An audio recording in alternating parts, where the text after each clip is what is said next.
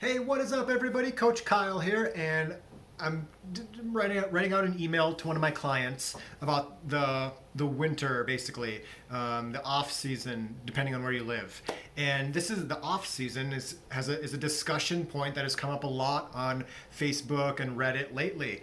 And with myself, with my clients, I often like to suggest focusing on what you don't get to focus on when you're in the thick of half full marathon, ultra marathon training. For me, it looks like more strength work, and I'm trying to lose some body fat. So I'm doing a lot of walking to increase my calorie burn for the week, but not have to decrease how much I'm actually eating. As for my running, it's more easy running and it's more unstructured. So like when I'm in the thick of marathon training, like we'll say the 2 months prior to a marathon, I'm running 60 miles a week, 1 to 2 double days each week, and 2 workouts and a long run. And so that has to be pretty structured, like Tuesday, Thursday, workout in the morning, easy double day in the evening, Saturday, long run. Sunday might be a rest day.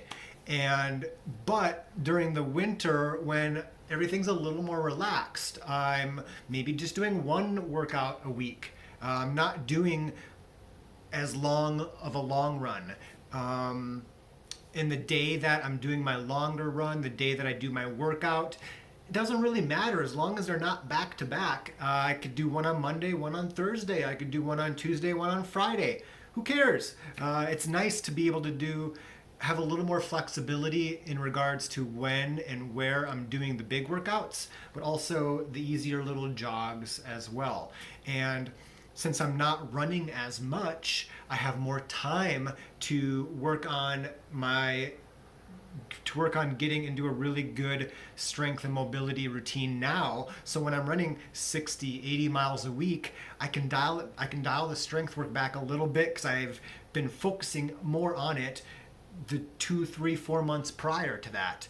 I'm taking the weekends mostly off from running as well, and that's really nice because since I'm not training quite as much, I can do it during the work week when my wife is at school, a teacher, and then on the weekends I don't have to worry about going out and running for 3 hours. I can take a I can do my run coaching, at 5, 6, 7, 8 in the morning, and have a slow morning with Desi when she gets up, and we can just kind of hang out and do some gratitude practice, meditation, hang out with banjo in the morning. So that's kind of what the off season looks like for myself, for many of my clients that aren't in the thick of really important training.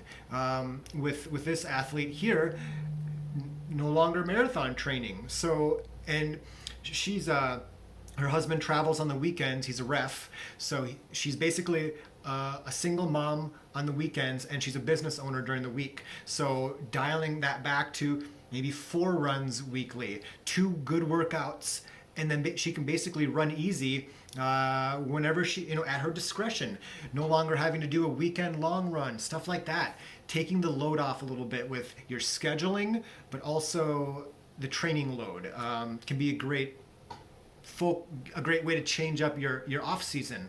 And like I said, for me especially, focusing more on getting in some good, solid, frequent, consistent strength and mobility work, and being in a calorie deficit now, and not every day, but being in a net calorie deficit over the weeks now, thanks to my walking, will have me. I'm already coming in at 5, 6 pounds less than I was a year ago, and when I'm in the thick of marathon training, I won't be in a big calorie deficit. I'll eat a little more, but I'll be maybe 10 pounds lighter, and that will benefit me this spring versus last fall. So that's kind of where I'm going, where some of my clients are going, and where I suggest many people go with training in the off season. Questions or comments, drop them below, and as always, you keep running,